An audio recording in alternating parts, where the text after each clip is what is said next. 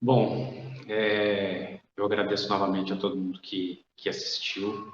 É um trabalho que, eu preciso dizer, foi totalmente independente, demorou bastante para ficar pronto, então, uma equipe muito enxuta e, como todo trabalho independente no Brasil, com muita luta em função de um ideal, né?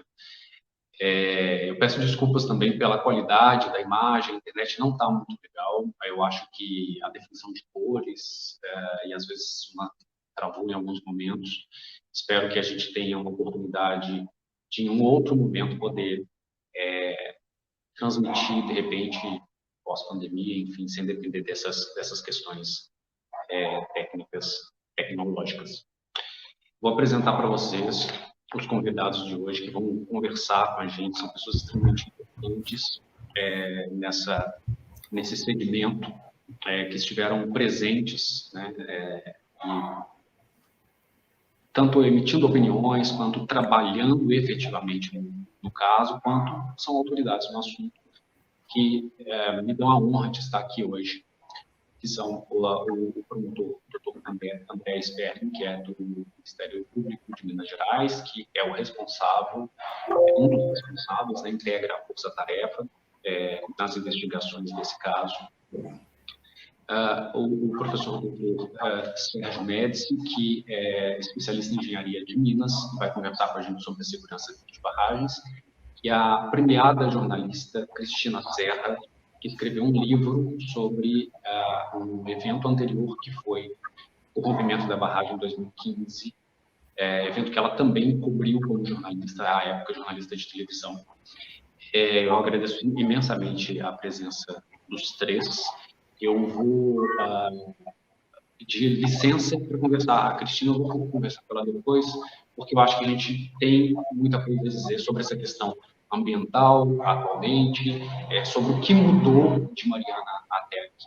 Mas eu queria começar conversando com o doutor André sobre o momento das investigações, o que a gente pode falar até agora sobre o andamento, né, desse caso. E eu queria falar com vocês também, que vocês podem colocar perguntas, se quiserem, né, no chat, que eu vou transmitir aos nossos convidados. Doutor André, muito obrigado. É com você a palavra. Bom, boa tarde a todas e todos, né? É com muita honra que eu estou aqui junto com você, Fernanda, com a Cristina, com o Sérgio. Realmente, eu gostei muito do documentário. Eu acho que demonstrou bem, né, o que é esse vazio, esse sofrimento que as pessoas estão vivendo até hoje, né? A gente tem aí praticamente 2 anos, né? Eu vi as pessoas falando, o bombeiro falando em tragédia, né?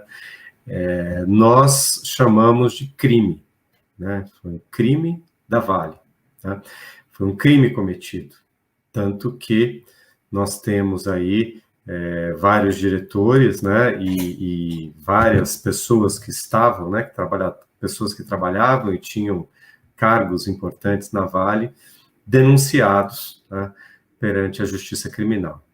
O que significa denunciados? Significa que o Ministério Público entendeu que há provas suficientes do cometimento de crimes e apresenta-se, né, uma denúncia formal perante o Poder Judiciário para que essas pessoas possam apresentar a sua defesa, né, porque todo o processo, todas as pessoas têm direito à defesa, para que o Ministério Público possa apresentar também as suas provas, que essas provas sejam colhidas perante um juiz, e no final nós tenhamos uma decisão sobre o crivo do contraditório, sobre a culpa dessas pessoas nessas mortes e nesse desastre, que na realidade é um crime, né? As pessoas costumam falar desastre, mas é um crime para o Ministério Público. Mas nós temos, além da questão criminal, nós temos diversos aspectos, né? Esse desastre e esse crime cometido, ele é multifacetário, né? Então, a gente tem milhares de pessoas afetadas até hoje por esse crime cometido pela Vale. né? Não foram só essa perda irreparável de 272 vidas, mas hoje ainda continuam morrendo pessoas por problemas psicológicos, né? Pessoas, a gente teve um aumento do número de suicídios na região, a vida de Brumadinho e de toda a bacia do Rio Paraupeba está muito desestruturada, porque o Rio Paraupeba era um rio muito importante para a região e ele está absolutamente comprometido, né? O Rio Paraupeba, a água do Rio Paraupeba não pode ser mais utilizada para a agricultura, não pode ser mais utilizada para o lazer, não pode mais ser utilizada para rituais religiosos, né? Não pode mais ser bebida. Então, os animais não podem mais beber daquela água. Então, nós temos uma situação absolutamente grave para todas as pessoas ao longo da bacia. Sem dúvida nenhuma, as famílias das pessoas que foram assassinadas nessa tragédia, nesse crime, são os maiores sofredores da história, né? Nós não podemos comparar, né, as perdas materiais com as perdas de vida humana. Mas a verdade é que o desastre, o crime foi tão grande, que nós temos milhares de pessoas envolvidas. Para vocês terem uma ideia, depois do crime cometido, a gente conseguiu, na justiça, nós conseguimos, não só o Ministério Público, mas a Defensoria Pública atuando em conjunto, junto com os atingidos, o direito de um pagamento emergencial para todas essas pessoas que tiveram e têm problemas de se sustentar em função desse desastre, em função desse crime. E, atualmente, nós temos cerca de 96 mil pessoas recebendo mensalmente recursos, né, da ordem, em média, de meio salário mínimo, para conseguir atravessar esse período até que recebam as suas indenizações. Isso não é indenização, né? É algo que não vai ser descontado das indenizações. E nós temos também, né, a gente percebe claramente um aumento muito grande da demanda das questões de saúde mental, né? O consumo de ansiolíticos e de produtos para tratar problemas mentais e abalos mentais disparou na região, em toda a região, porque não foi só, né, a sensação de perda, de morte, mas foi uma sensação, também há a sensação de que não há como recomeçar, porque o rio continua morto, né? O rio ainda vai demorar, a gente não tem um prazo para saber quando que o rio vai ser recuperado, porque são tragédias tão gigantescas que não existem muitos parâmetros, né? Nós vemos aí no Rio Doce, que foi o rio afetado pelo crime de Mariana, que ele ainda não tem condições de ser utilizado, né? Nós temos o aumento de materiais pesados na foz do Rio Doce, lá no Espírito Santo. Aqui também nós temos uma situação bem complicada em termos de água, né?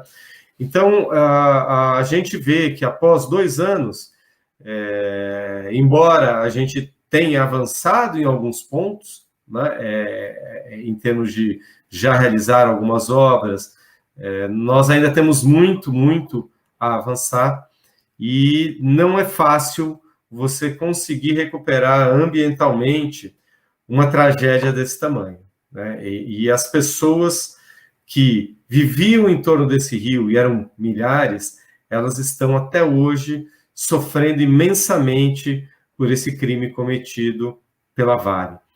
Mas eu acho que a gente não deve falar também só sobre a Vale, né? Na realidade, a mineração, de uma forma geral, no Brasil, né, ela é organizada de uma forma predatória, né? A mineração brasileira, de uma forma geral, tem uma legislação que não favorece as pessoas, a sociedade, favorece a mineração apenas, né? E a gente conhece a história de Minas Gerais, né? O início da história de Minas Gerais foi justamente as minas de ouro, e que foram exploradas por escravos, né? Então, é um estado que tem uma tradição de exploração, né? Todo o ouro que foi retirado das Minas Gerais foi encaminhado para a Europa, para Portugal, né? Bateu em Portugal, foi parar na Espanha e na Inglaterra no final. E essa exploração do patrimônio mineral brasileiro continua, e sempre dessa forma predatória, dessa forma pouco preocupada com as vidas, com o meio ambiente, e muito focada no lucro. Esse caso especificamente, né, nós temos elementos claros que indicam, né, que os laudos que atestavam a estabilidade da barragem não estavam corretos, que eram laudos que tiveram falsificações para que a barragem continuasse a operar, né, que a barragem continuasse sem que se tomasse nenhuma providência a respeito da barragem. Por quê? Porque a legislação brasileira permite que o próprio empreendedor, ou seja, a pessoa que contrata uma auditoria, né, o empreendedor contrata uma auditoria externa para dizer que a barragem está em situação regular e que não apresenta risco. Isso é uma verdadeira loucura, né? Você imagina que é a própria Vale que contratou a Tudsuv, que foi essa empresa que fez esse laudo falso, né? Para dizer que a barragem estava em situação regular.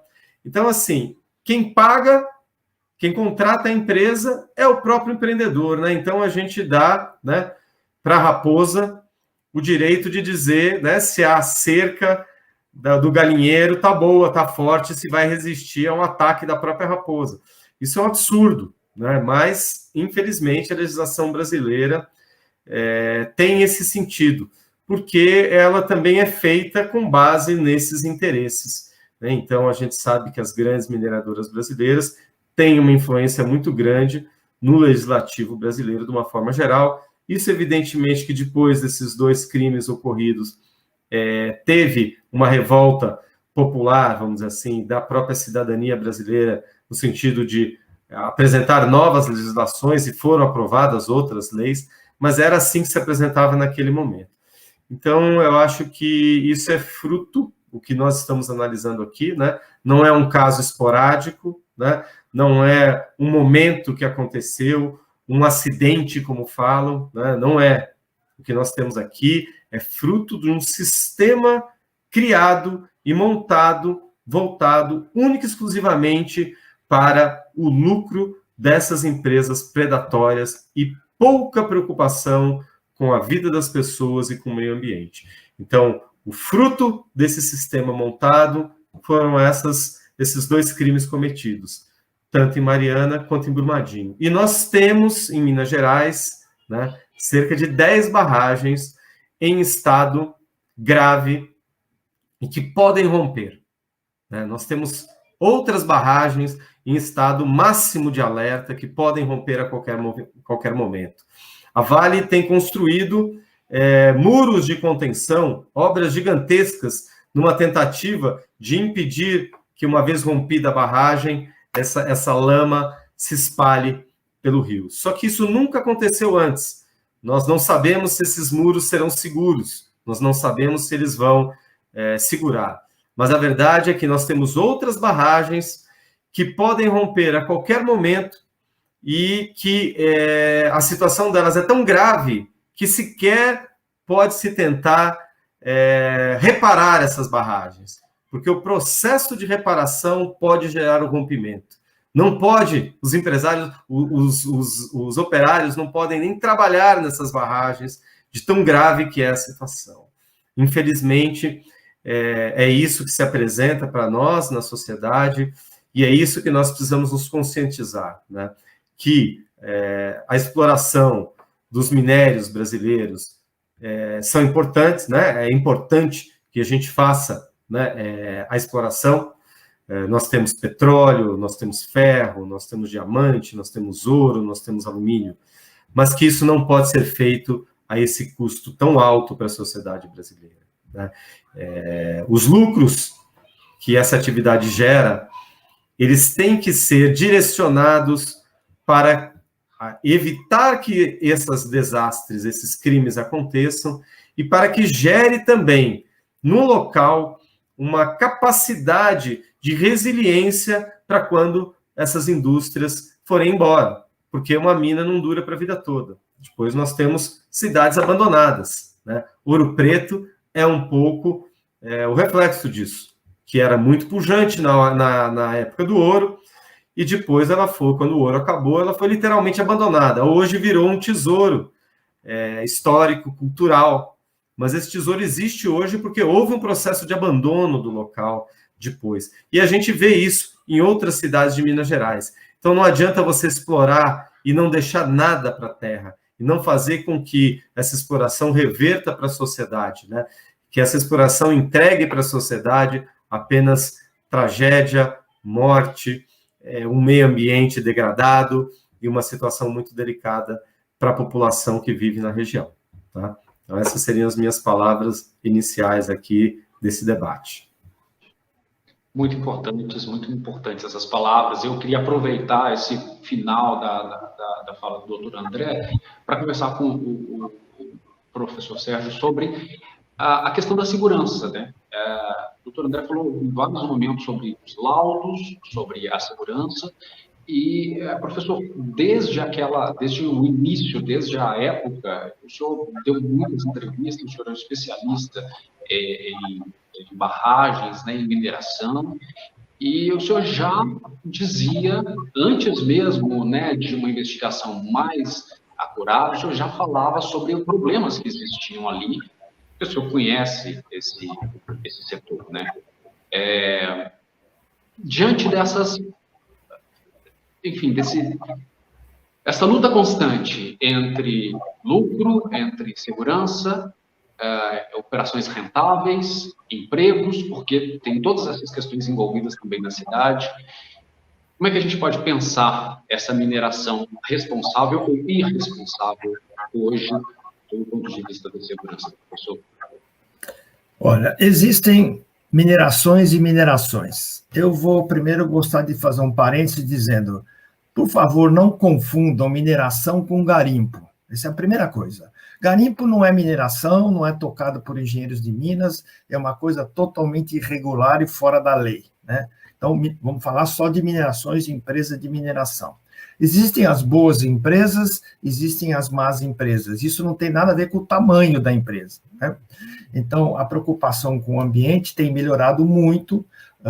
Eu já visitei algumas empresas que, na verdade, trabalham como se fosse um jardim, né? Eu lembro da CBMM, que eu fui visitar, da Alcoa, a Anglo-América, tem alguns lugares muito legais, etc. e tal, mas tem outras empresas que não seguem o que deveria ser a lei, né? Eu não sou especialista exatamente em barragens de rejeito de mineração. Eu sou de um espectro maior, eu mexo com gerenciamento de risco de segurança. Então, eu trabalho representando a Universidade de Queensland há 13 anos aqui no Brasil, e a gente tem um programa de melhoria da consciência da maturidade que tem que ter a empresa, tem 5 níveis, o melhor é o resiliente, o primeiro é o básico, e que a empresa tem que crescer nessa direção em termos de cuidar da segurança. Eu concordo com o André quando ele fala, eu acho que Brumadinho e Mariana foram crimes, aquilo ali foi crimes.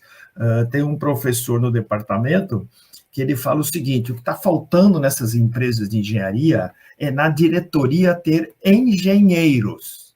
O que tem lá, ele pode estar sendo formado em engenharia, mas ele é financista, ele é economista, ele é do mercado de capitais, né? Então ele procura maximizar o lucro, ganhar um bônus cada vez maior, e ele pensa em risco como uma coisa que tem no mercado de capitais, né? O engenheiro vai pensar o risco, uma coisa que envolve manutenção, que envolve vidas humanas, que envolve equipamentos que podem ser perdidos, doenças que podem ser causadas. Então, realmente, ele tem uma certa uma razão que eu concordo, que falta um pouco de espírito de engenharia. Esse negócio de focar somente em baixar custos a qualquer preço e dane-se que a gente vai ficar no mercado de capitais, vão ter desastres de engenharia. E você lembrou bem, eu fui, na época, na Globo, fui falar do desastre de Mariana, e eles acharam que até foi um pouco forte demais, porque eu falei, eu sou engenheiro de Minas, eu não moro junto, embaixo de uma barragem de rejeito no Brasil. Eu não moro. Tem muitas situação muito ruim que pode acontecer. Aí, 4 anos depois, aconteceu Brumadinho, e eles me chamaram de novo, em vários programas, inclusive no mesmo programa, e eu falei, tá vendo? Eu falei, não é porque eu sou previsível de más coisas que vão acontecer, né? Não quero fazer previsões disso, mas a gente conhece a situação de certas manutenções, de certas decisões que se tomam e que influi, acaba com o meio ambiente, acaba com vidas humanas e assim por diante. Então, existem soluções de engenharia, existem. Recentemente eu dei uma palestra para o pessoal do Norte, Universidade do Norte, e falando assim, eles falam, tem solução para a poluição da mineração? Tem. Eu fiquei 1 hora mostrando casos, tecnologias que se resolve o problema. A mineração pode melhorar a situação do local, com certeza. O exemplo que a gente dá, lá da USP, da Universidade de São Paulo, temos lá, era um porto de areia, e foi feito direitinho, foi feito perfeitamente prevendo o uso futuro. Hoje é a raia olímpica, o pessoal nada, o pessoal usa barcos e assim por diante. Então, você pode, sim, fazer uma mineração que respeite o meio ambiente, que respeite as regras, as normas. O problema do Brasil é que a gente esquece que precisa planejar, controlar, porque risco tem que colocar controle e, né, tem que cumprir o que você faz, né? Então, quando você vai planejar, você tem que planejar para a rotina, para a normalidade, para uma emergência, para manutenção, você tem que ir para uma mudança, tem que fazer uma avaliação de risco, e, em geral, no Brasil, a gente faz para a rotina e esquece. Aí, depois, fica tudo sem manutenção e acontece um desastre. Precisa controlar as coisas. E os controles que você coloca, eles têm que ser disponíveis, né? Quer dizer, funcionam na hora que você precisa, eles precisam ser eficientes, funcionam do jeito que você projetou, eles precisam ser sustentáveis, né? Quer dizer, ao longo de toda a tragédia, eles continuam funcionando, né? Virou piada aquela declaração do presidente da Vale que a sirene para avisar da lama parou de funcionar por causa da lama, né? Então, isso é uma condução. E o dito popular, né? Redundância, quem tem 2 tem 1, quem tem 1 não tem nenhum. Então, ter vários controles em série. E, finalmente, precisa cumprir. O Brasil é um país que não cumpre, né? Poucas pessoas cumprem, cumprir, por exemplo, prazo, cumprir custo, cumprir qualidade, cumprir regras de segurança, projetos bem feitos e têm que ser cumpridos. Aqui, hoje em dia, falar eu vou cumprir a palavra dada, a pessoa até ri de você, né? Que é isso, vai cumprir a palavra dada. Então, a mineração tem grandes coisas positivas, tem minerações sendo bem feitas, mas, claro, tem os desvirtuamentos, e eu concordo, tem muitas barragens em situação assim, irregular aqui no Brasil, né? Eu acho que a tendência, com esse treinamento que a gente tem representando aqui a Austrália, é ir para uma coisa chamada safety case, que é caso de segurança, e que é usado normalmente já na indústria de petróleo. Quer dizer, a empresa vai construir uma coisa, ela não tem que o governo ficar dizendo faça isso, faça aquilo que é seguro, faça isso. A empresa tem que demonstrar que ela está cuidando dos riscos, como ela está cuidando e qual é o nível de risco. Chama safety case. Você vai fazer uma plataforma de petróleo, você que vai dizer para o governo, para a sociedade, o que você vai fazer para controlar as coisas. E o governo vai dizer, aprovo ou não aprovo. Aceito esse nível de risco ou não aceito esse nível de risco, né? Então, a mineração deve andar para esse sistema de gerir projetos de engenharia baseado em safety case. Você vai provar que o que você vai fazer está no nível de segurança que a sociedade espera. Então, isso aí, quando isso entrar para a mineração, vai melhorar bastante a situação da mineração. Excelente, professor. A Cristina Serra, ela cobriu o evento de Mariana em 2015. Ela, inclusive, foi a primeira jornalista a ter um acesso ali à área realmente dentro da empresa onde aconteceu e acabou observando esse outro evento, né, Cristina? Você, inclusive, fez um livro com uma apuração extremamente detalhada, entrevistando muitas pessoas. Você acabou se tornando vamos dizer assim, de certa maneira, né, muito próxima e uma especialista também no assunto. Qual é a sua sensação? Não sei se vai ser talvez parecida com a minha, também cobri Mariana como repórter, e aí, de repente, perceber, depois de tudo que a gente viu ali em Mariana, que já era uma coisa estrondosa, perceber algo acontecendo novamente, e a gente tem, inclusive, laudos de possibilidades de acontecimento, de um novo acontecimento, calculando valores. Cristina, por favor.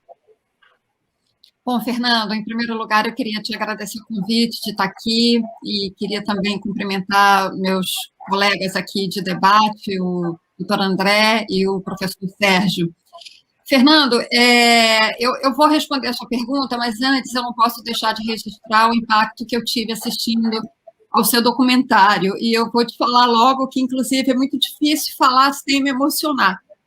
Eu fiquei muito emocionada assistindo a esse documentário, porque eu tive a sensação, assim, voltou toda a sensação que eu tive, que eu acho que você deve ter sentido quando você fez esse trabalho, voltou toda aquela sensação que eu tive ao conversar com famílias das vítimas, tanto com pessoas que perderam seus parentes na lama, quanto com pessoas que foram engolfadas pela lama e que sobreviveram. Então, quando eu estava fazendo o livro e eu ouvi esses relatos, isso teve sobre mim um impacto muito grande como pessoa, como profissional, como jornalista, e até hoje tem, sobretudo agora, assistindo ao teu filme, esse impacto voltou.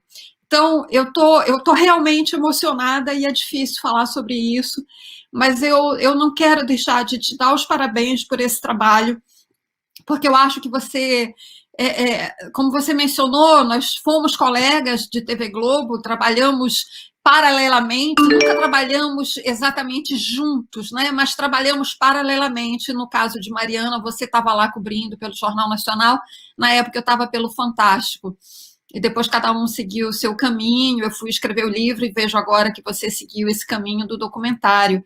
E eu acho que você, e é isso que eu quero te dizer, assim, publicamente e com toda a emoção possível, que você fez um trabalho que vai muito além do trabalho do registro jornalístico, porque a gente em televisão, você sabe disso muito bem, a gente trabalha sob uma pressão intensa, sobretudo a gente trabalha guiado, né, e premido, digamos assim, pela pressão do tempo, né, porque a gente tem que chegar a campo, no local onde está acontecendo uma tragédia, onde tem imensos dramas humanos se cruzando, e a gente tem que, a partir daquilo ali, ou inserido naquilo ali, a gente tem que ter o distanciamento para sentar com uma certa frieza e conseguir escrever um relato para poder apresentar essa reportagem no noticiário, porque esse é o nosso trabalho, né? Mas que às vezes é extremamente difícil, né? A gente conseguir separar as nossas emoções. Você realmente me desculpa, mas eu estou realmente impactada pelo teu filme. E isso me levou a uma série de reflexões. Eu tinha pensado em falar uma coisa e agora, assistindo ao filme, as emoções e os pensamentos, né, o racional e o irracional, e o emocional, melhor dizendo, se embaralharam. E isso me levou a fazer essa reflexão que eu estou fazendo aqui, estou pensando em voz alta, essa reflexão sobre o fazer jornalístico. Enfim, então a gente tem esse treinamento como jornalistas, digamos assim, para fazer isso, né? Entregar o noticiário para quem está assistindo em casa assistir. E o que assim, me emociona também muito é ver a maturidade com que você voltou a esse assunto. Você cobriu Mariana como repórter e você voltou ao assunto desastres de mineração ou tragédias ou crimes da mineração, né? Essas situações comportam toda essa terminologia. Você voltou a Brumadinho como um documentarista, com uma visão muito mais amadurecida, como jornalista. E eu queria te dizer que esse teu filme, se fosse um artigo impresso, se fosse material impresso, escrito, né, ele seria muito mais do que uma reportagem, ele seria uma crônica, ou talvez um ensaio, ou talvez isso tudo, né, sobre essa tragédia de Brumadinho. Eu acho que as opções que você fez como documentarista são muito acertadas, né? O silêncio diz mais do que o texto poderia dizer em alguns momentos. Eu acho que essa escolha técnica, editorial, jornalística, ensaística, né, e de documentarista que você fez foi extremamente acertada. Porque se tem uma coisa que me marcou muito ao tratar desse assunto, desses desastres provocados pela lama, de fato, é o vazio que atravessa essas pessoas, vítimas desses desastres. O título do documentário, ele é muito preciso, é de uma extrema sensibilidade. As opções técnicas que você fez no documentário revelam uma extrema sensibilidade com esse assunto e com a vida dessas pessoas, com esse drama humano, porque nós estamos falando de tragédia, de crime, de desastre, de uma série de falhas do poder público, das empresas, que são muito mais do que falhas, são escolhas que o poder público, ao não fiscalizar, faz, escolhas que o poder público, ao aceitar laudos capengas e fajutos, faz, escolhas que as empresas privadas fazem ao não dar prioridade à segurança, tanto do empreendimento quanto, e sobretudo, das populações que vivem em torno desses empreendimentos e do meio ambiente no qual esses empreendimentos estão inseridos. Então, nós estamos falando disso, mas nós estamos falando, sobretudo, de dramas humanos. E é isso que o teu documentário traz com uma força impressionante que realmente me abalou. E a sensibilidade que você traz de mostrar o silêncio, né? A opção que você fez de não ter um narrador em off falando, de ter apenas as pessoas envolvidas naquilo ali falando, só que é mais do que isso, é muito mais do que um relato, é a perplexidade delas, são as perguntas que elas deixam no ar, né? As perguntas sem resposta, que são muito importantes no jornalismo, porque é isso, inclusive, que nos motiva como jornalistas, né? Fazer perguntas, tentar trazer as respostas, e aquelas perguntas que ainda não têm resposta, é importante que elas fiquem no ar, né? Então, os personagens que você traz, sobretudo o rapaz que eu esqueci o nome, que é o viúvo, né? Ele deixa muitas reticências no ar, ele diz muito com o que ele fala e com o que ele cala, com os silêncios. E eu acho que você trouxe isso com muita sensibilidade também nas imagens, né? A imagem daquela cama vazia, ela é muito impactante, ela diz muita coisa. Então, Fernando, a gente pode aqui no debate conversar muito mais sobre muitos assuntos, né? Esses desastres de mineração, eles podem e devem ser avaliados sob inúmeros pontos de vista, né, que se cruzam, né, há enormes interseções quando a gente fala desses desastres das barragens de mineração, mas, enfim, eu não quero ficar me prolongando muito, eu acho que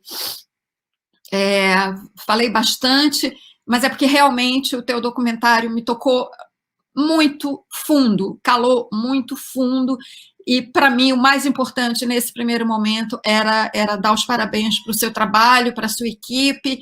Eu posso imaginar as dificuldades de fazer um trabalho independente, como esse que você fez, mas, enfim, esteja seguro de que você conseguiu fazer uma obra muito importante, que eu acho que está à altura desse drama humano que a gente tem em Brumadinho. Eu vou parar por aqui, porque é o que eu posso falar nesse momento. Fernando, obrigada. Parabéns. Para mim é difícil. Eu te agradeço muito, porque eu estava me controlando aqui para...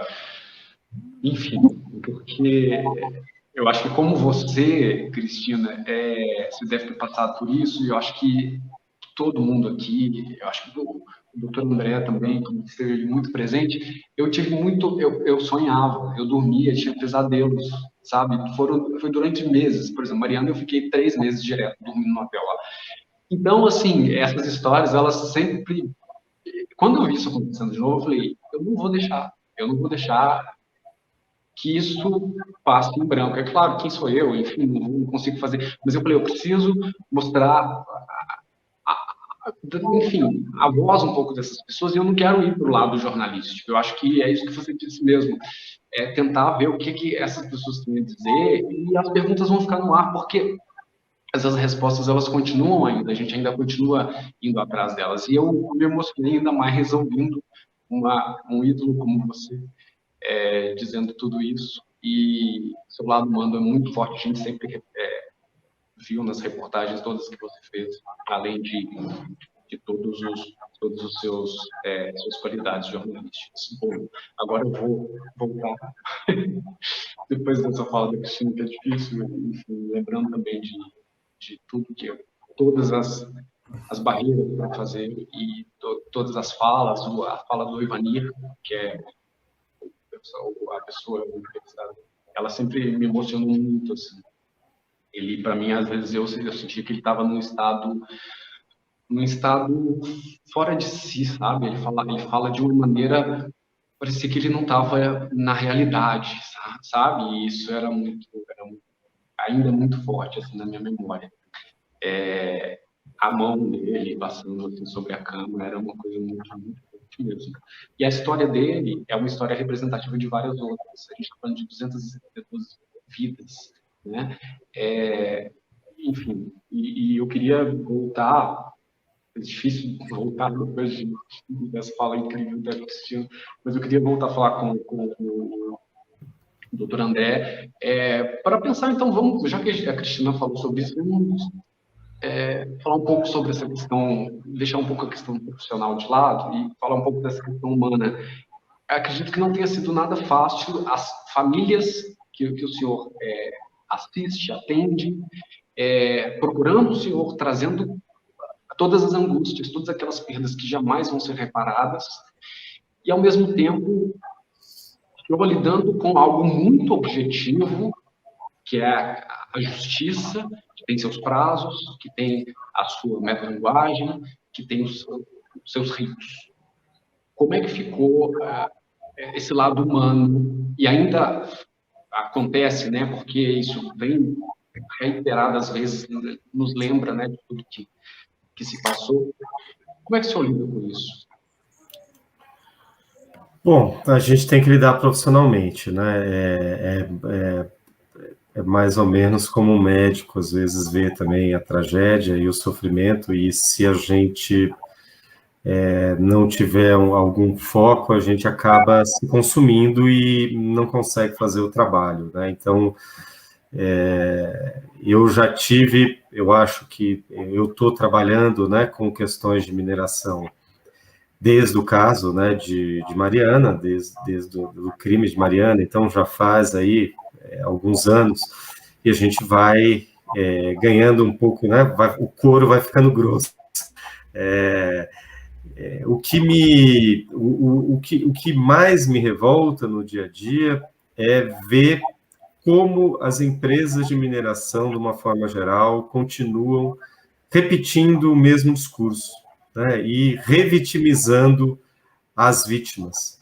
Isso, para mim, é muito difícil, porque esse embate que nós temos, né, com a mineração, de uma forma geral, e aí nós vemos, e a gente tem que falar de uma forma mais ampla, né, a gente não pode demonizar uma empresa especificamente, né, embora a Vale esteja envolvida nesses 2 crimes cometidos, a gente sabe que outras minerações. Nós temos aí em Paracatu, né, uma das maiores minerações de ouro, que é extremamente tóxico, né? A mineração de ouro, os rejeitos da mineração de ouro, eles são, assim, algo absurdo em termos de toxicidade. Lá tem um lago gigantesco. Se a gente for ver, o lago tem cores, assim, incríveis, tanto produto químico e tóxico que tem. Se esse lago romper, isso vai cair no Rio São Francisco, o Rio São Francisco está morto. Nós estamos nessa situação, né? Não estamos dizendo que esse lago vai romper amanhã ou depois, mas o fato é que a gente permitir, né, que a exploração privada de um minério possa gerar um risco num rio tão fundamental do Brasil, que talvez depois do Amazonas seja o rio mais importante do Brasil, né? Tá junto ali com o Amazonas, que assim, é inadmissível que nós, como sociedade, deixemos isso acontecer, né? Assim, então tem uma lagoa lá que pode arrebentar. Por que isso é permitido? Né? Eu não acredito que o lucro do ouro, né, que gera e que vai, na maior parte, né, para a mão dos empresários, né, e não retorna para o povo brasileiro, de uma forma geral, o risco é assumido pelo povo brasileiro. Né? Eu acho que o que o Sérgio falou é muito claro. Assim, nós não residimos abaixo de uma barragem, mas essas pessoas todas que residem ao longo do Rio São Francisco, né, até a foz do Rio São Francisco, estão sob ameaça. Né? Nós temos outras barragens, né, como em Barão de Cocais. É muito engraçado que a barragem de Barão de Cocais, que é a barragem de Gongo Soco, né, que inclusive iria romper, acabou não rompendo, e lá ninguém pode chegar nem perto. A origem da barragem de Gongo Soco, até esse nome, tem a ver com os escravos. Aquilo foi inicialmente uma mina de ouro, que depois se transformou em mina de ferro, né? Então aquilo ali é centenário. Se romper Gongo Soco, né, e esse material e outras barragens caírem no Rio das Velhas, nós já temos Belo Horizonte, a região metropolitana de Belo Horizonte tem 2 rios que abastecem, que é o Rio Paraupeba, que hoje está contaminado, né, e o Rio das Velhas. Se romper uma outra barragem dessas, vai contaminar o Rio das Velhas. E aí, Belo Horizonte é uma cidade que vai ter que ser evacuada, né? Porque não vai haver água em Belo Horizonte para as pessoas. Não há como trazer água para todo mundo por caminhão-pipa. Os estudos que foram feitos, iria ter tanto trânsito na cidade para trazer água para todo mundo, que não ia conseguir circular caminhão. Né? E isso é uma situação real. Nós estamos vivendo o risco de Belo Horizonte da região metropolitana de Belo Horizonte ficar absolutamente sem água. Né? Então, assim, é justo que nós, sociedade, tenhamos que assumir esse risco para que empresários lucrem, né? Para que eles produzam alguns empregos, como dizem, porque dá emprego, mas a mineração não é uma grande empregadora em termos sociais, vamos dizer assim. Né? A mineração hoje em dia é feita com máquinas, né? Na maior parte. E aí, Sérgio, eu vou fazer aqui uma diferenciação. Né? Nós temos garimpo, por exemplo, no Rio Doce, nós tínhamos um garimpo que a gente chama de faiscadores. Quem são os faiscadores? São as pessoas mais humildes, tradicionais, que pegam a bateia, vão ali na beira do rio e pegam aquele restinho de ouro que sobrou, né? E que não são, apesar de não ter essa atividade regulamentada, eles não depredam o meio ambiente tanto quanto uma mineradora como essa. Esses faiscadores hoje são vítimas da mineração. Por quê? Porque eles extraíam o ouro deles, o pequeno ouro que eles extraíam, das margens do Rio Doce. E hoje essas margens estão cobertas de rejeitos. Então, eles não conseguem mais exercer essa garimpagem que eles faziam. Né? Então, eles inclusive, têm direito a indenizações como faiscadores. Né? Ou seja, a grande mineração acabou até com essa atividade tradicional, que é essa pequena mineração que existia. Então, a gama de problemas que essa mineração causa no Brasil é gigantesca. E eles sempre operaram na maior irresponsabilidade. Né? Nós temos plantas antigas de barragens, né? Barragens antigas que estão em risco em Minas Gerais, na região metropolitana, que hoje em dia você não consegue nem saber como essa barragem foi construída. Porque na época não tinha uma legislação específica, eles simplesmente foram amontoando terra lá. Então você não consegue nem mexer na barragem. Porque como que você vai mexer se você não sabe como ela foi construída? Né? Então, basicamente, nós estamos esperando romper. Né? A mina de Gongo-Soco, a gente estava simplesmente esperando romper e torcer para que o dam break, que a gente fala, que é esse muro gigantesco que a Vale construiu, e construiu à custa, né, de invadir territórios, né, de retirar pessoas lá na região de Gongo-Soco, por ser uma região antiga, nós tínhamos uma vila com igreja de 1750, com casas antigas que estão absolutamente desocupadas hoje, porque se romper, todo mundo vai morrer, e pode romper a qualquer hora. Né? Então, isso é muito sério. Né? E nós, como sociedade, né, aí temos que avaliar. Né? A gente tem que pagar esse risco. Quer dizer, nós é que temos que assumir esse risco. As milhões de pessoas que vivem na região metropolitana hoje correm o risco de ficarem sem água e terem que mudar de Belo Horizonte. Belo Horizonte pode acabar como capital, porque as pessoas não vão poder morar mais lá. Né? Então, é algo absolutamente impensável em termos sociais. Mas está aí e continua. Né? Nós temos várias dezenas de bombas relógios armadas para explodirem nos próximos anos. E isso que você falou, Sérgio, é uma grande verdade. Quem está nas diretorias dessas empresas, quem está trabalhando, eles têm uma preocupação de curto e curtíssimo prazo. Hoje a gente sabe que esses diretores não passam mais que 5, 6 anos numa empresa desse tipo. Se passar muito tempo numa empresa, ele é mal visto até. Fala, esse cara não muda, esse cara está ali estacionado na carreira. E o que eles querem é maximizar o lucro durante o tempo que eles estão lá. Né? E aí eles pegam um caso desse e falam, bom, pelas análises aqui, a gente tem uma chance em 10 mil de romper, o que é altíssimo. Altíssimo. Né? A chance de rompimento tem que ser na casa de 1 em milhões.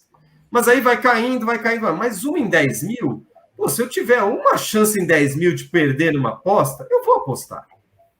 Não é? É uma chance em 10 mil, você não apostaria 100 mil reais? Né? Você tem 9.999 chances de ganhar, qualquer um aposta. E eles apostam. E essas apostas estão gerando isso. Né?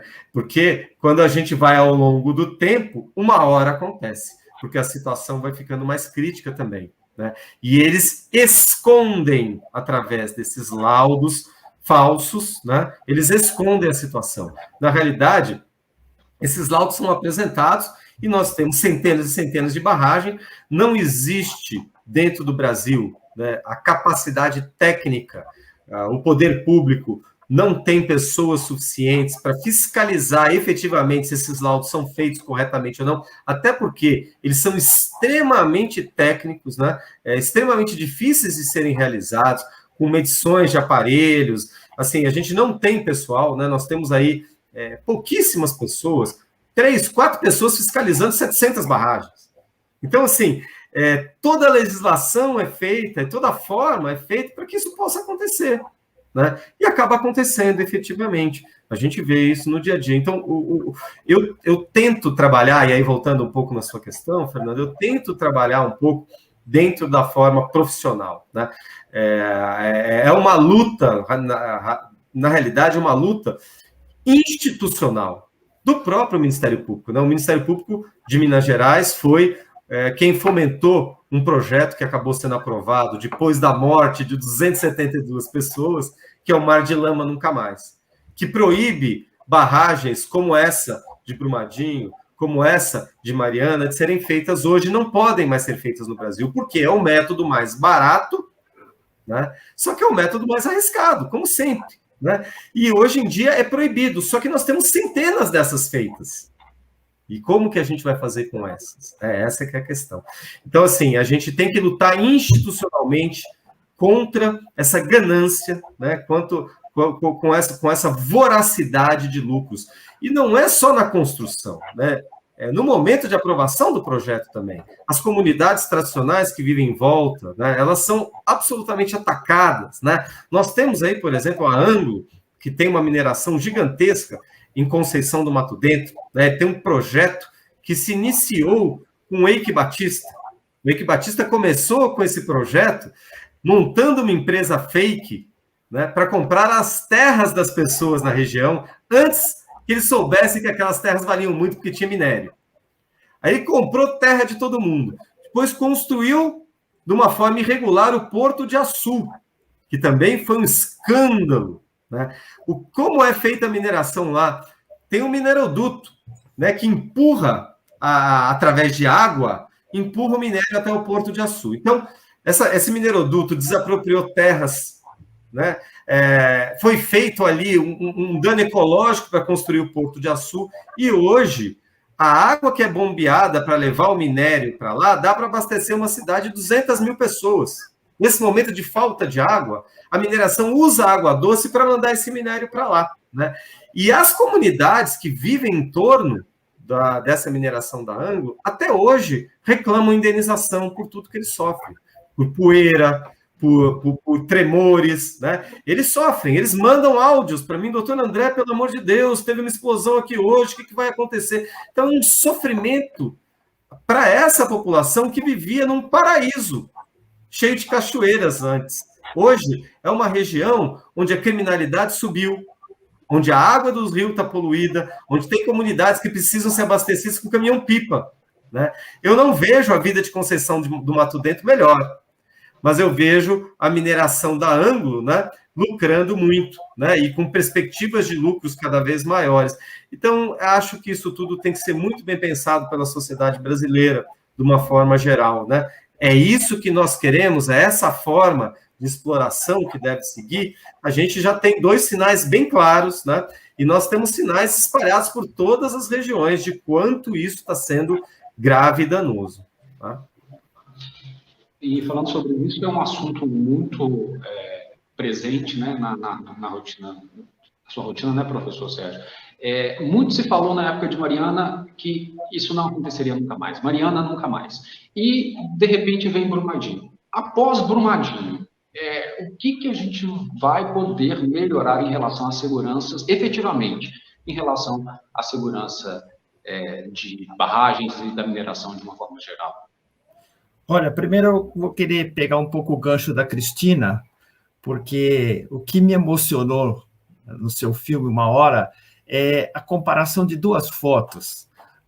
Ele com a mulher no carro e as crianças atrás, rindo. E depois a foto dele abraçado com o filho, né? Quer dizer, entre as 2 fotos há um abismo de silêncio, uma coisa terrível. Aquela me emocionou bastante, né?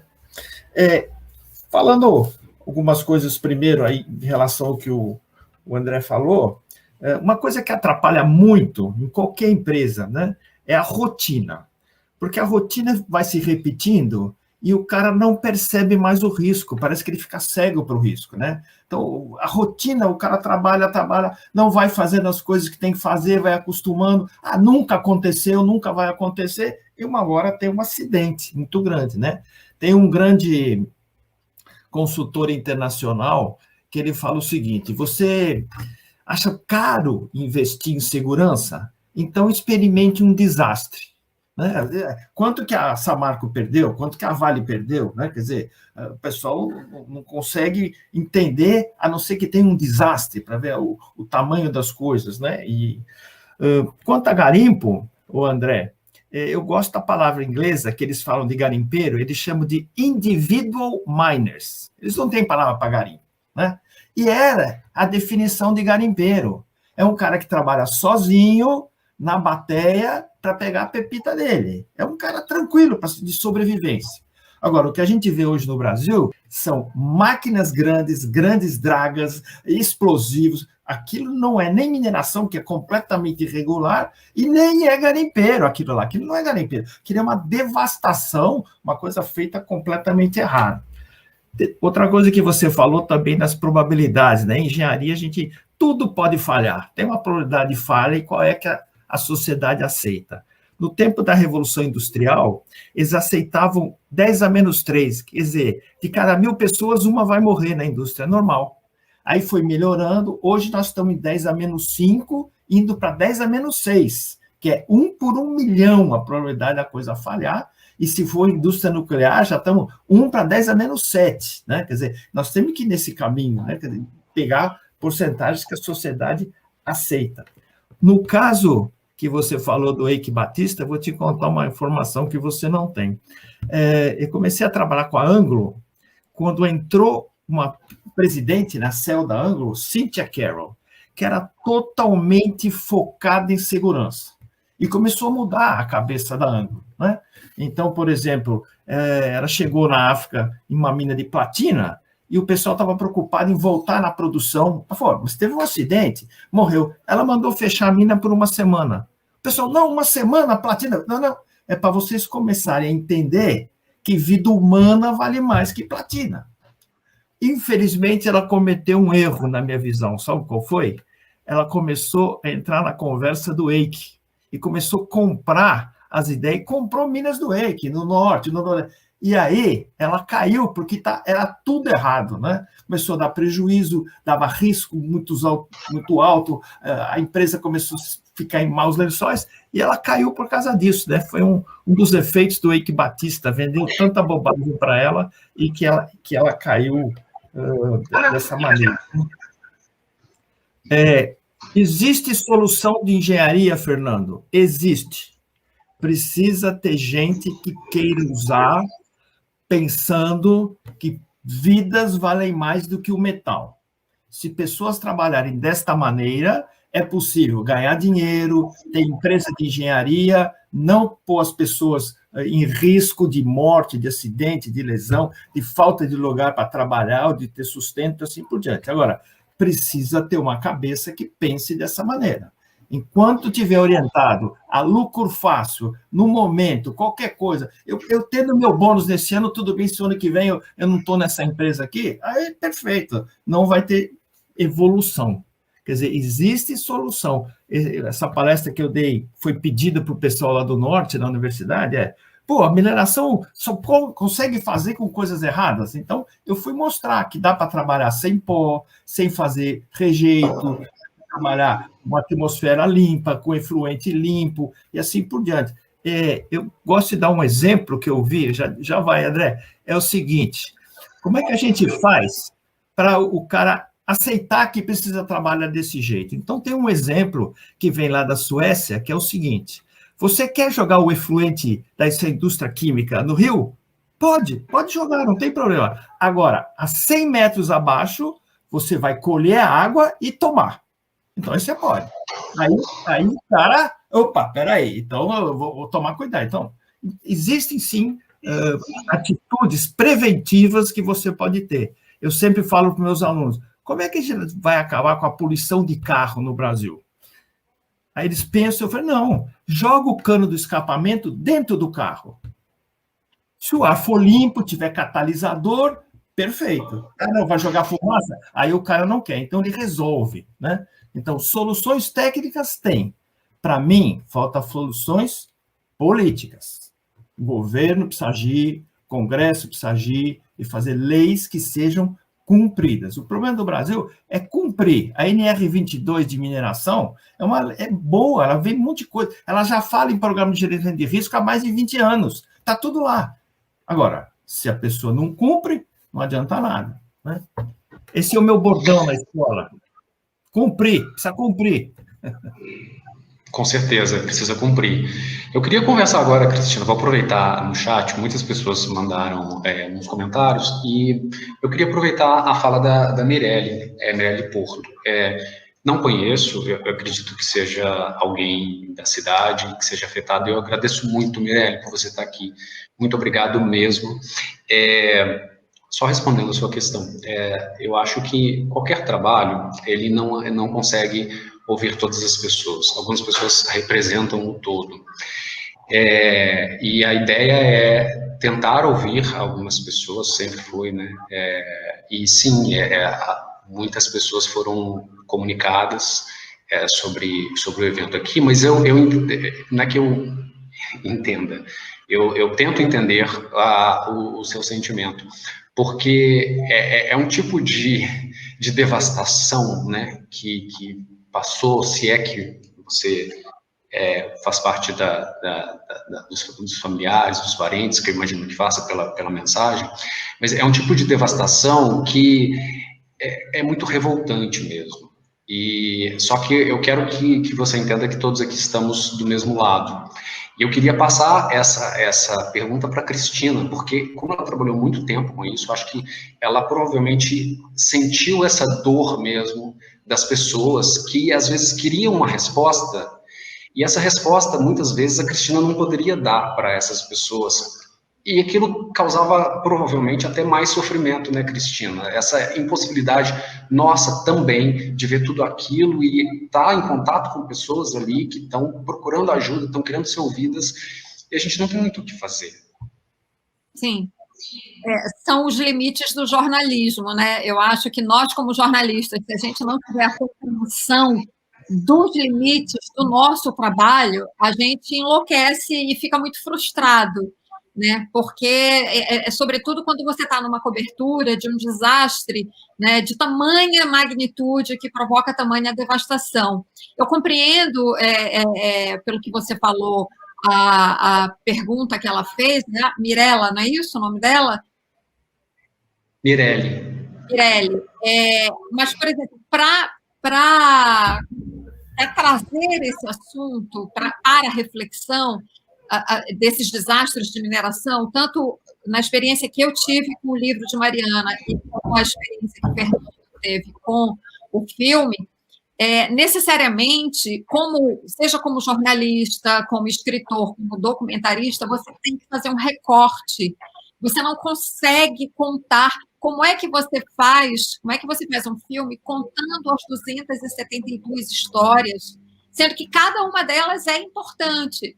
Mas eu acho que você tem que ter, aí eu estou falando do ponto de vista bem técnico, você tem que buscar personagens, síntese, que de alguma forma tenham uma densidade tamanha que eles expressem a dor de outros personagens atingidos por essa mesma tragédia, por essa mesma devastação.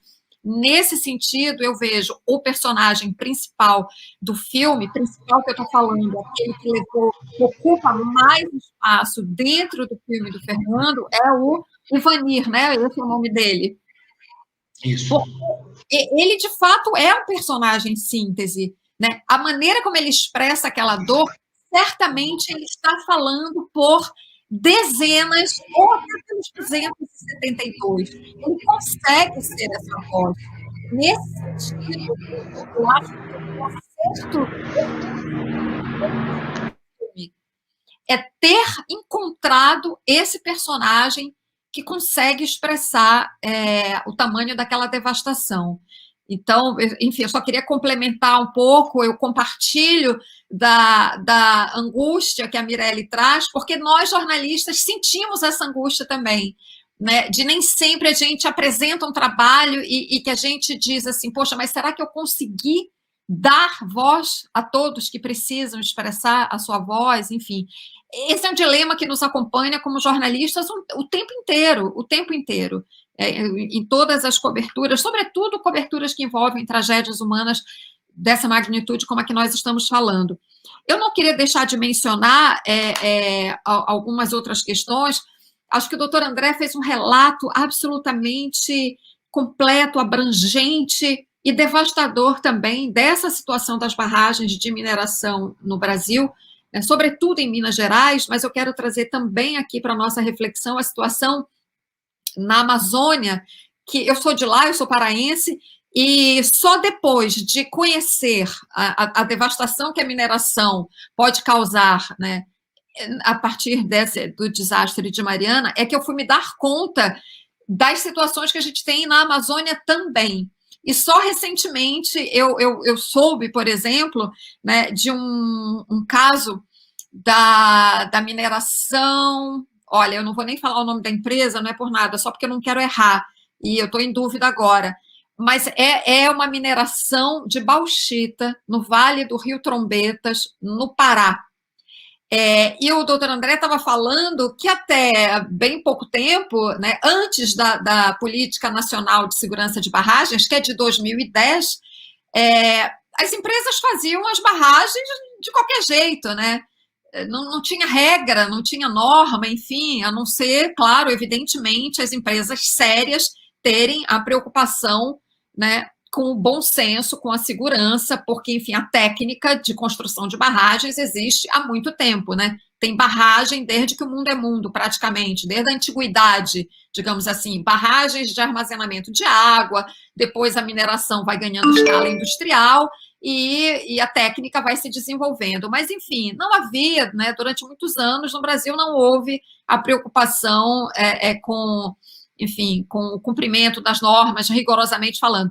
E eu estou falando isso porque, justamente, essa mineração de bauxita que eu estou mencionando, lá no Pará, nos anos 70, portanto, ontem, né, considerando o tempo histórico, isso foi ontem, simplesmente ela despejava os rejeitos de mineração na água, no Lago Batata. É um caso que ficou famoso, né, mas eu me dei conta disso quando eu fui estudar o assunto, vi que a imprensa noticiou, mas ficou lá para trás, né? Agora, recentemente, foi lançado um livro sobre este assunto, e aí eu me dei conta da existência disso, desse caso do Lago Batata, em que o rejeito da mineração era despejado no lago, que não é um lago fechado, ele é uma reentrância do rio, né? E isso cai em cursos d'água, igarapés que tem na região, enfim.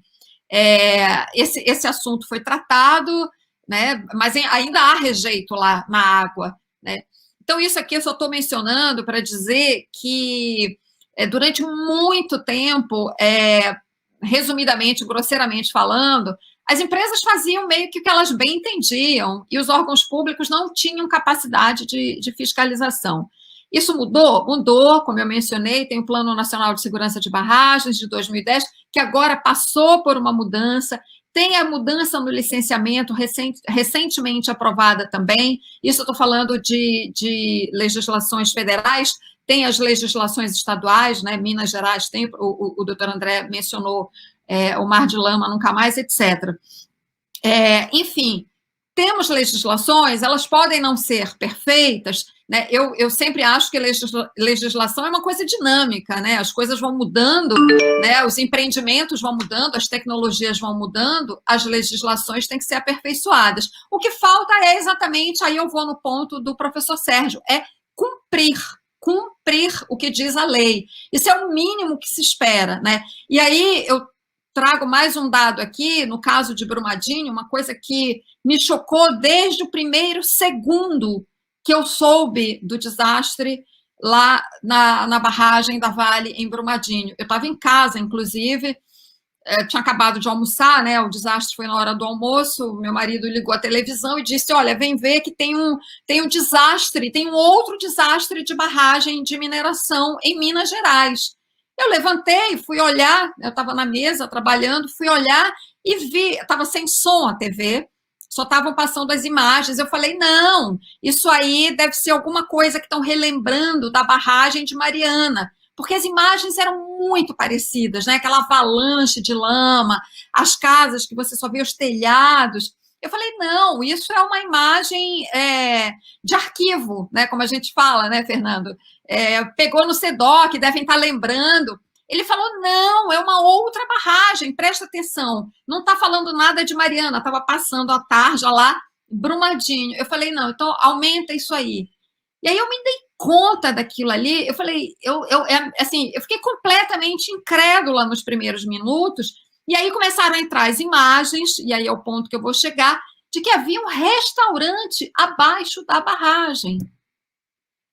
Isso não tem explicação possível, não há nada que explique uma empresa deixar, porque a Vale comprou aquela barragem, aquele complexo minerário, melhor dizendo, de uma outra empresa, né, dos anos 1970, enfim, por ali.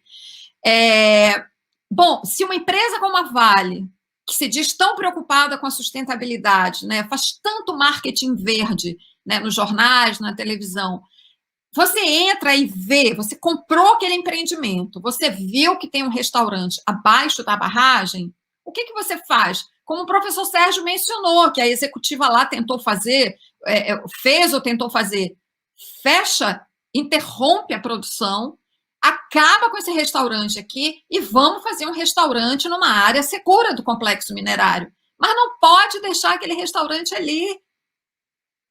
Entende? A quantidade de vítimas, claro que num desastre daquele morreria gente, né? Enfim, porque a lama, quando vem, ela é de uma violência, né? Ela é uma coisa completamente, ela desagrega tudo que está pela frente, é uma coisa, enfim, não vou chover no molhado. Mas se não tivesse aquele restaurante ali, naquele momento, nós não teríamos esse número de vítimas, de mortos em Brumadinho.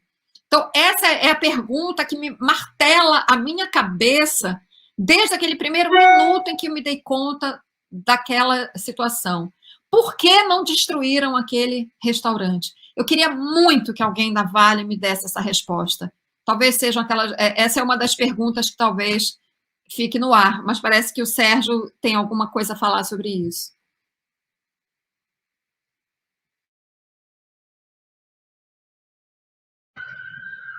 O microfone, Sérgio. Melhorou? Agora chegou o som? Então, foi uma coisa que eu peguei muito e falei assim, como é que faz um restaurante na base de uma barragem? Qualquer coisa que der errado vai morrer gente. E eu sempre respondi para mim assim, é porque no restaurante, toda semana, não é lá que a diretoria almoça. Porque se fosse a diretoria que almoçasse lá, a família dele, eles teriam mudado aquele restaurante. Isso foi algo também, Cristina, acho que foi muito bem levantado aí por você, né? A revolta muito grande, né? O grande número de mortos comparado com o crime de Mariana, né? Se você for ver, Mariana, na realidade, morreram 19 pessoas, né? E aí a gente tem 270, né? E o desastre, né? O crime de Mariana, em termos de volume, foi maior, né? De metros cúbicos de lama. Brumadinho era uma lama mais, vamos dizer assim, mais assentada, ela tinha mais densidade. Por isso ela foi tão destruidora também e tão tóxica. Ela é mais tóxica do que a lama de Mariana, a lama de Brumadinho, né? Inclusive, quando a lama passou, ela passou também, olha outra coisa que também não tem justificativa, né? Eles tinham um almoxarifado de produtos químicos embaixo da barragem. Produtos extremamente tóxicos que eles usavam lá no dia a dia da mineração, né? Essa veio, né? Então levou todo o restaurante. A tragédia aconteceu né, no horário do almoço, né? Então tinha muita gente comendo e depois ainda levou os produtos químicos e poluiu mais do que a própria lama que tinha, né? Então tem regiões ali que tem alta toxicidade porque eram barris de produtos químicos que foram levados. Então, assim, isso demonstra o total descaso, né? A palavra que a gente tem para falar aí é descaso, porque a Vale tinha comprado ela não tinha comprado recentemente esse complexo, ela já tinha há mais de uma década até. Assim, ela teve todo o tempo do mundo para fazer isso, né? E aí, falando um pouco mais sobre a questão do Pará, por exemplo, eu não tenho o nome aqui de cabeça, mas eu tive contato aí recente com promotores do Pará, que até vieram me perguntar um pouco a respeito da experiência, né, de situações de mineração lá, que empresas nórdicas, suecas, que estão minerando lá, que jamais fariam o que fazem lá, né? Assim, eles não fariam na Suécia, mas lá eles fazem. Eles desviam e jogam diretamente no rio o rejeito da mineração, né? Então, assim, essas práticas no país deles, eles se dizem absolutamente né, responsáveis socialmente, ecologicamente, mas aqui no Brasil eles não fazem, né? Nós temos outro caso, não é só no Pará, no Brasil inteiro. Nós temos em Natal um caso gravíssimo, não sei se vocês conhecem, que foi feita mineração de sal mineral, né, em regiões bem próximas, né, em regiões da região metropolitana ali da cidade, né, no Rio Grande do Norte, e a mineração foi cavando por baixo da terra, invadiu bairros residenciais, e agora nós temos mais de 6.000 residências com risco de ruir aquilo tudo, e virar um buraco e todo mundo ser engolido por esse buraco. Esse é um dos casos graves que existem no Brasil, que inclusive está sendo analisado dentro do Observatório de Casos Complexos, dentro no CNJ, né, no Conselho Nacional, né, do Judiciário. Nós temos casos importantes lá, que é o de Brumadinho, de Mariana, e esse de Natal, onde eles cavaram embaixo da cidade, como se isso pudesse ser feito de qualquer forma. E hoje os bairros estão afundando. E a dificuldade é da empresa reconhecer isso, e no fundo ela tem que reconstruir 6 mil casas, ou mais até que isso. Né? Isso aqui não, assim, as coisas não evoluem. Então, a minha dificuldade no dia a dia, porque eu trabalho muito mais com a questão do ressarcimento das pessoas nesses danos materiais, né? Eu não sou um especialista na área criminal, nem na área ambiental. É claro que tem a interseção de tudo. A minha área é muito mais social. A gente vê a dificuldade que essas empresas têm de reconhecer o dano que elas cometeram, né? De reconhecer o que elas fizeram e de indenizar essas pessoas, né? Nós fizemos um acordo agora, recentemente em Brumadinho, um acordo que no total teve valor de 37 bilhões de reais, que é considerado um dos maiores acordos do mundo, né, em termos de mineração. Acho que a gente não tem notícia de outro acordo desse tipo. E nós caminhamos para o sentido de um acordo, porque se nós não fizermos um acordo, o nosso sistema judicial, ele iria levar esse caso, né, década. Né? A gente vê, no caso de Mariana, né, a situação que está...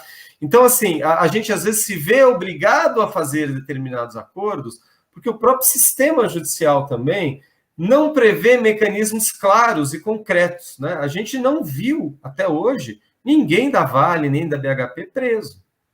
E não é porque o Ministério Público não queira, porque nós pedimos a prisão dessas pessoas. Elas foram até presas no início, mas depois foram soltas. Então, o sistema todo é construído de uma forma em que você não chega nos verdadeiros responsáveis. Né? A gente sabe que essas grandes empresas, elas trabalham de uma forma, eu vou dizer aqui algo que é bem pesado, né? Mas elas trabalham de uma forma em que nós não conseguimos fazer o elo, a conexão entre a diretoria e o engenheiro ali da base, que falou, olha, tá seguro. Ele falou, tá seguro? Não tá seguro. Ele falou, tá seguro. Essas comunicações todas, entre o engenheiro, o cara que tá lá, papapá, isso a gente consegue rastrear. Quando vai atingindo o nível da diretoria, esse fluxo de informações some. É como se fosse, não estou dizendo que mas é como se fosse uma organização criminosa, que faz de tudo para que a gente não consiga rastrear o verdadeiro responsável. E aí quem paga o pato é aquele engenheiro ali. Né? E eles pagam bem para o engenheiro, não pagam mal não, mas o verdadeiro orientador da política da empresa, eles têm um sistema interno, eles não tratam dessas coisas por e-mail. Eles não tratam dessas coisas por telefone que não seja criptografado. Né? E aí, a hora que você vai fazer a investigação, você não consegue chegar nos caras. Entendeu? Eles dificultam a identificação da cadeia de comando. É isso. Na realidade, não é que eles dificultam, eles impedem de uma forma muito... E eles impedem num nível... Eles têm, vamos dizer assim, dentro delas, a gente sabe que a Vale tem diversos ex-policiais federais, ex-agentes da ABIN, que trabalham dentro do sistema de segurança deles, né? Porque é isso que protege os diretores, é isso que protege o presidente. O presidente da Vale não está preso. Né? Apesar de ter falado Mariana nunca mais ter acontecido Brumadinho, ele está aí. Né? Então, sempre se escuta dizendo, eu não sabia desse risco. Né? Então, a gente tem que mudar a nossa legislação dizendo o seguinte, se você é presidente de uma empresa ou diretor de uma empresa responsável por uma área técnica, você tem uma responsabilidade que no direito é chamada de objetiva. Né? Porque a responsabilidade penal brasileira ela é subjetiva. O que significa isso? Significa que você tem que ter um nexo seu com aquele ato cometido. Você sabia e tinha consciência de que isso podia acontecer. Se você não sabia e não tinha consciência, em tese você não pode ser responsabilizado, tá certo? Mas isso no direito civil já foi abolido. Acidentes nucleares, aviação, acidentes, né, desse tipo em relação ao meio ambiente, é objetiva a responsabilidade. Você não vai perguntar se o cara teve culpa. Se aconteceu, a responsabilidade é sua. Mas no direito criminal, no direito penal, ainda existe essa dificuldade na legislação de você criar a responsabilidade objetiva. Mas ela tem que existir para esse tipo de empresa, porque hoje em dia elas são despersonalizadas, né? Ninguém sabe quem é o dono da Vale. Alguém sabe quem é o dono da Vale? Não existe. Antigamente, o dono, a gente sabia quem era o dono, né? O Henry Ford era o dono da Ford. Hoje, quem é o dono da Ford?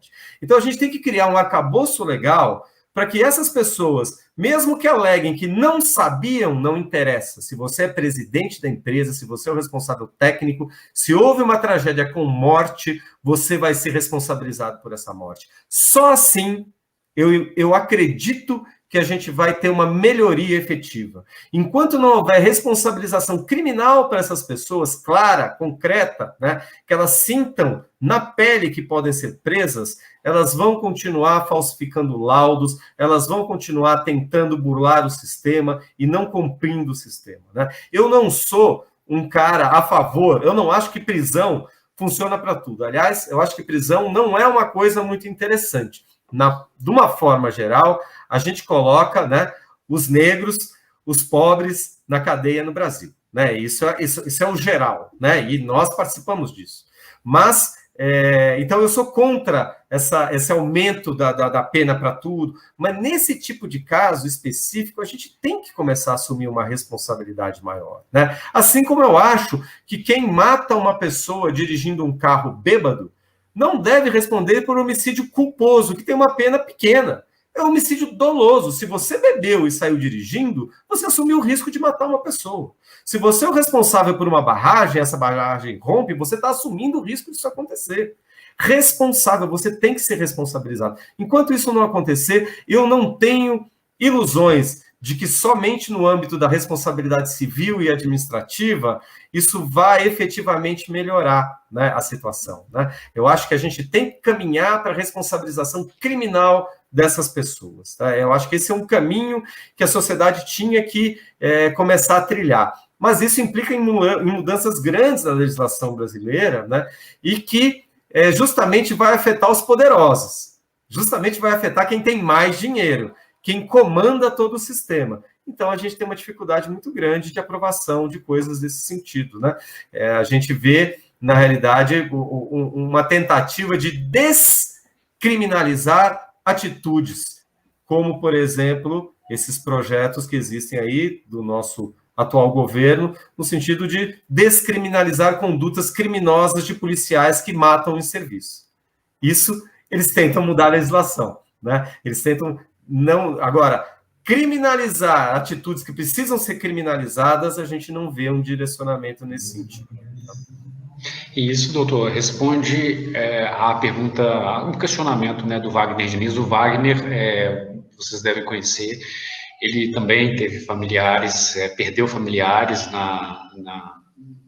enfim, nesse crime, como o senhor falou, que eu acho que talvez seja a palavra mais correta para ser usada mesmo, e ele faz um trabalho muito bonito montou uma organização, né, para que esse caso também não caia no esquecimento, e vem batalhando bastante, né, vem agindo muito de forma militante para que a justiça seja feita e para que as reparações, se é que existe algo que se possa chamar de reparação, né, possa ser efetivada. E foi uma das pessoas, inclusive, que a Mirelle comentou, é uma das pessoas com quem eu tive contato. Na época, ele preferiu não conversar, né? Muitas pessoas que foram abordadas não quiseram gravar, e isso precisa ser respeitado, óbvio. Na época, ele preferiu não conversar com a gente, mas eu mandei mensagem, foi uma das pessoas que eu mandei mensagem para assistir, então o máximo de pessoas que eu tive contato, eu realmente chamei. E eu fico muito comovido, a Mirelle falou aqui que ela perdeu uma filha, eu sinto muitíssimo. E tem outras pessoas, eu estou vendo a Helena, não sei se ela falou sobre a pousada, não sei se era nessa pousada em que estavam os familiares do Wagner, que quando o caso aconteceu. Eu queria aproveitar, conversar com a Cristina sobre todos esses momentos, trazendo para agora, Cristina, todos os momentos que a gente vive politicamente em relação ao manejo do meio ambiente, né? É um tema muito forte, a gente tem notícias recentes sobre isso, e a Vale e a mineração, elas são uma ponta desse iceberg, né? Quando a gente pensa que a perplexidade acabou, a gente vê que não, o buraco é mais embaixo. Eu queria que você comentasse sobre essas questões e como a gente pode lidar com essas questões nesse momento do Brasil, Cristina. Sim, só queria aproveitar e cumprimentar, certamente, você mencionou o Wagner e a Helena, o Wagner Diniz e a Helena Taliberti, que fazem um trabalho da maior importância no Instituto Taliberti. Eu os conheço, tive a oportunidade de fazer também algumas parcerias, né, de debates sobre meio ambiente, sobre os impactos da mineração, enfim. Sim, e você mencionou a pousada, é justamente onde estava a família da Helena e do Wagner, né? Que é uma história também de uma dramaticidade avassaladora. Já tive a oportunidade de estar pessoalmente com a Helena, conversar sobre isso e me emocionar da mesma forma como hoje eu me senti assistindo ao teu filme. Sobre isso que você traz, Fernando, nós estamos num momento muito difícil no Brasil, né? O mais difícil desde a redemocratização, especialmente nesse capítulo ambiental, né? É até difícil destacar e dizer isso, especialmente na questão ambiental, porque, na verdade, os riscos e os retrocessos, eles estão se dando em vários níveis, né? Inclusive, digamos assim, nesse que seria o guarda-chuva de todos os outros, né, que é o risco do retrocesso democrático, né? Nós já vivemos um quadro de instabilidade democrática, digamos assim, mas, enfim, esse não é o ponto do nosso debate, então eu nem vou me aprofundar nisso. Vou ficar no ponto que você propõe, que é a questão ambiental. E nós estamos vendo, sim, o correntão, né, ou a boiada, existem já vários termos cunhados aí para isso, né, que já se aplicam à devastação ambiental e que viraram discurso oficial, né, e esse é o grande problema, né, a devastação ambiental virou um projeto de governo, que fica explícito naquela fala do já ex-ministro Ricardo Salles, né, de um ano atrás, naquela reunião em que ele fala de passar a boiada. E, sem dúvida, a demissão do Ricardo Salles, ela deve ser comemorada, inclusive, mas, obviamente, ela não resolve o problema, porque ele vai ser substituído por uma outra pessoa que, inclusive, já fazia parte dos quadros do Ministério e, portanto, vai manter a mesma política. Talvez haja alguma nuance aí na condução daqui para frente da política de devastação ambiental, mas não vai ser muito diferente do que tivemos até agora, porque a política de devastação ambiental é a política do presidente, né? Os ministros do meio ambiente, o que acabou de sair e o que vai sucedê-lo, eles são executores desse projeto de destruição. Eu vejo como única alternativa possível de barrar esses retrocessos ambientais neste momento, e até que a gente tenha uma mudança de poder, né, seja por um processo de impeachment, se evidentemente caminhar, seja por meio de eleição ano que vem, no momento o que nós podemos fazer é resistir, né? Essa é a palavra de ordem, resistência, fazendo pressão também sobre o Ministério, judicializando as questões, quando for o caso, né? Várias medidas que o Ricardo Salles tomou foram levadas ao Supremo, o Supremo não permitiu que a boiada passasse. Então, esse é o quadro que a gente tem. A política de devastação ambiental, ela é oficial, né? A política, o estímulo ao ilícito ambiental, o estímulo aos crimes ambientais, o estímulo para que madeireiros e garimpeiros invadam terras indígenas e unidades de conservação, né, e poluam os rios da Amazônia com mercúrio, assim como a gente tem um impacto gravíssimo na saúde, nas áreas, nas bacias atingidas por esses 2 desastres de mineração, a bacia do Rio Doce e a bacia do Paraupeba, nós temos impactos na saúde física, nós temos impactos na saúde mental, que o doutor André mencionou no começo, né, impactos que não foram mensurados ainda, a gente não sabe o tamanho dessa tragédia, né? São tragédias que se desdobram ainda e vão se desdobrar ainda por muito tempo. Da mesma forma, a gente está vendo isso nessas áreas na Amazônia que estão sendo invadidas, né? Especificamente o caso, por exemplo, da invasão de garimpeiros na bacia do Rio Tapajós, na área dos indígenas de Munduruku, já tem estudiosos lá, gente trabalhando, pesquisando, e isso já está provado cientificamente, a contaminação dessas populações indígenas pelo mercúrio. Enfim, para não me alongar mais, o que nós temos agora como alternativa é isso, resistir, pressionar, judicializar, e esperando que a gente possa, numa sucessão, numa mudança de governo, aí sim, partir para uma reconstrução, né, do que foi desmontado. O ex-ministro Ricardo Salles, ele desmontou muita coisa, mas não desmontou tudo, porque muita coisa depende de lei, de mudança na lei, e algumas foram barradas, na época que o presidente da Câmara era o Rodrigo Maia. Eu já vou encerrar rapidamente. Agora tem uma situação de perigo maior, que é o Arthur Lira, como presidente da Câmara, ele é favorável a essa agenda de destruição ambiental. Então, nós estamos enfrentando uma conjuntura muito mais difícil do que foi até o momento em que o Rodrigo Maia esteve na presidência.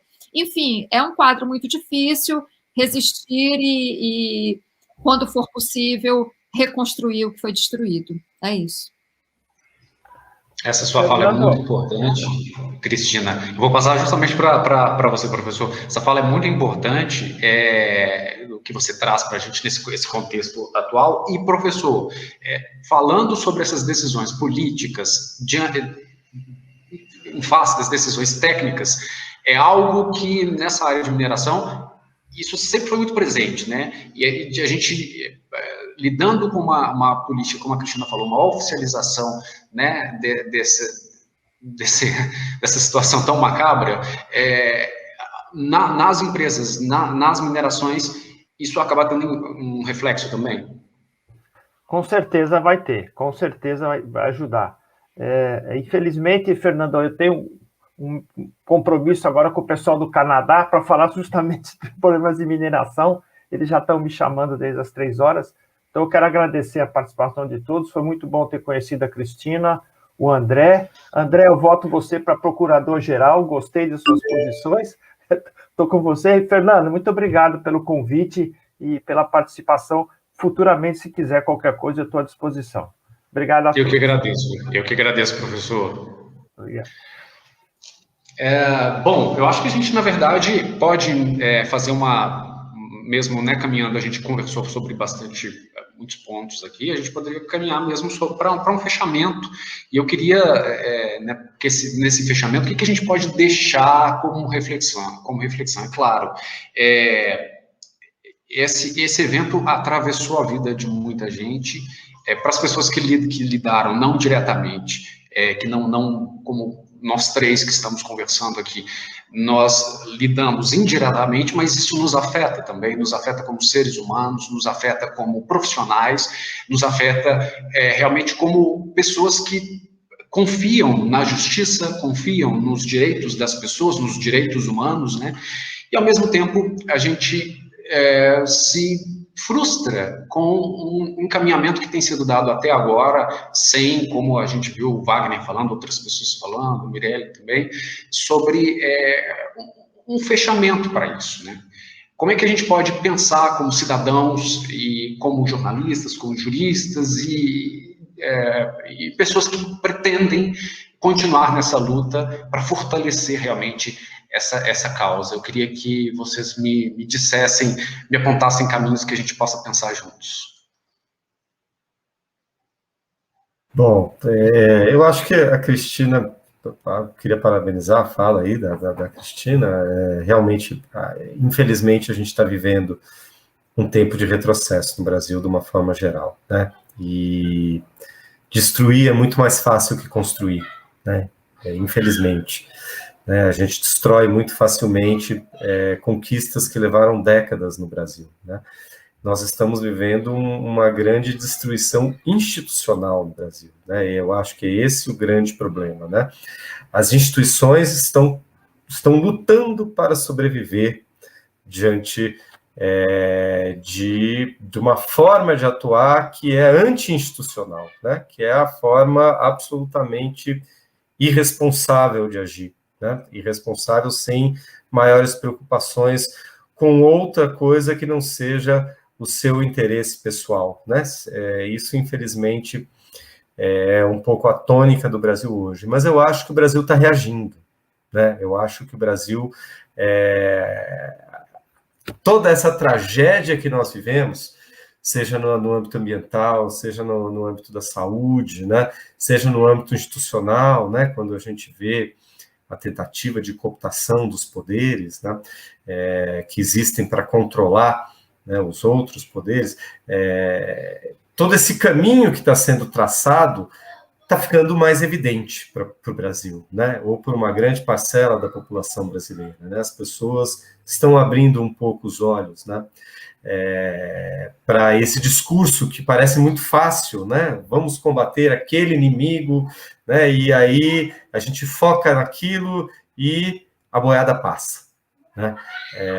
Então, acho que a gente está percebendo, né, que a boiada, passar essa boiada, vai causar uma tragédia muito grande. Né? Por onde a boiada passa, a terra fica arrasada. Né? Então, seja a terra indígena, né, seja a terra das instituições, seja a terra da justiça, seja a terra da saúde, né? Onde a boiada passa, ficam covas para trás. Então, eu acho que a gente está vivendo um momento de conscientização no Brasil agora. E acho que isso é algo muito animador.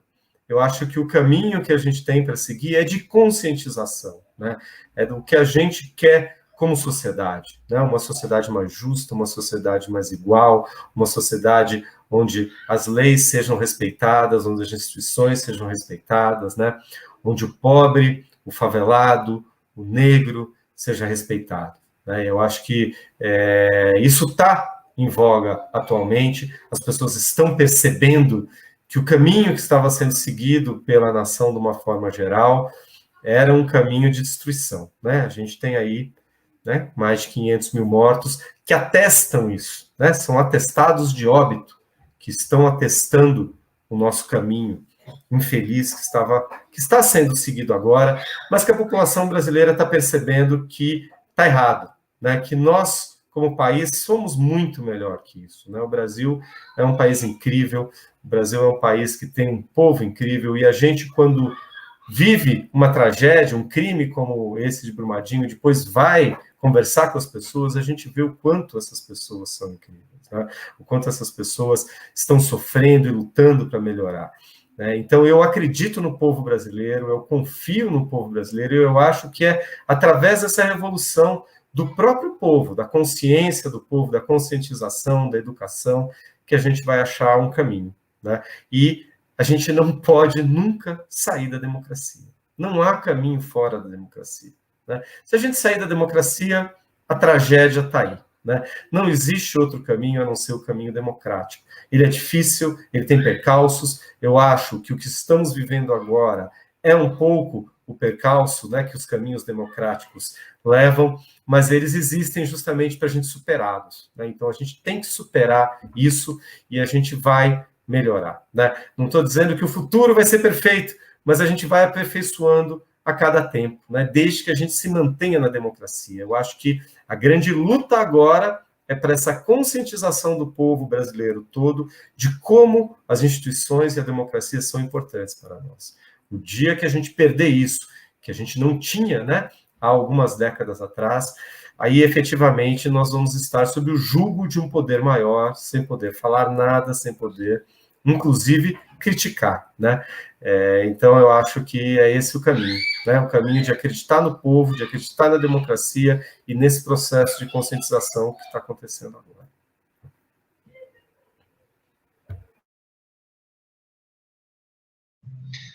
Cristina, a fala final é sua. Nossa, que responsabilidade encerrar esse evento, hein?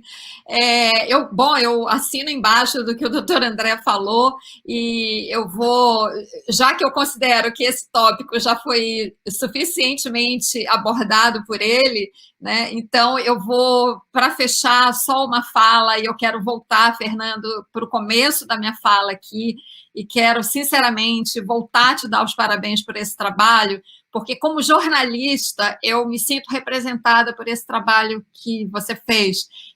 Como jornalista que conhece, inclusive, esse assunto e que sabe como, editorialmente, é difícil você fazer escolhas, né, e recortes para expressar uma tragédia dessa que nos abala, né? Assim, cada vez que eu falo sobre esse assunto, como eu falei, é um turbilhão que vem, sabe?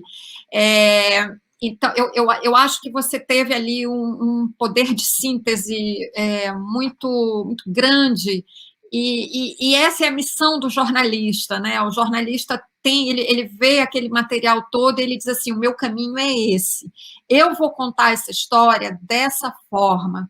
E eu acho que o teu trabalho se insere numa preocupação muito grande que eu vejo hoje em grandes jornalistas, hoje não, já é de um tempo, mas a gente vê muito isso. Tem uma geração de jornalistas muito preocupada com o direito à memória das vítimas dessas grandes tragédias, né? O meu livro eu escrevi com essa preocupação de deixar um documento que daqui a, sei lá, décadas, quem sabe, séculos, alguém vai pegar esse livro, seja em papel, se ele ainda existir, seja na internet, porque tem a versão e-book, e vai saber o que aconteceu ali. Da mesma forma, quem assistir ao teu filme vai ter a dimensão dessa tragédia humana quando assistir ao teu filme, né? Porque os personagens, e sobretudo o Ivanir, ele, com os seus silêncios, com esse vazio devastador que o atravessa e que nos atravessa também, é esse vazio e talvez esses silêncios, muito mais do que as palavras, que vão estimular a nossa reflexão sobre isso, para que isso nunca mais aconteça, nem Mariana, nem Brumadinho e nem a Covid.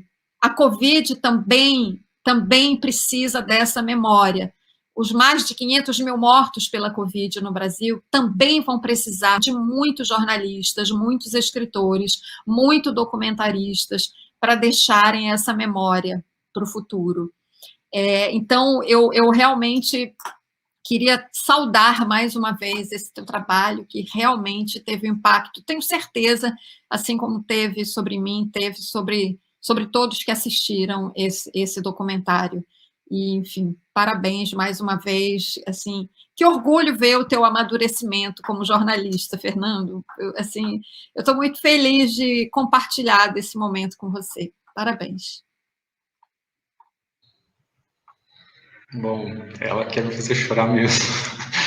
Depois dessa fala incrível, eu não tenho muito mais coisa a dizer, eu só tenho a agradecer muito a presença, sua presença, Cristina, a presença do doutor André, a presença do professor Sérgio, e eu queria apenas terminar dizendo que esse filme é um filme em homenagem às 272 vítimas, a seus familiares, não estão todos ali, mas eu espero que eles possam se ver ali, e é isso, assim, eu acho que a gente não quer que esse evento seja esquecido, não vamos deixar que esse evento se apague das nossas memórias. Muito obrigado, gente, muito obrigado a todos e a todo mundo que acompanhou, obrigado mesmo. Obrigada, tchau, gente. tchau. Boa tarde.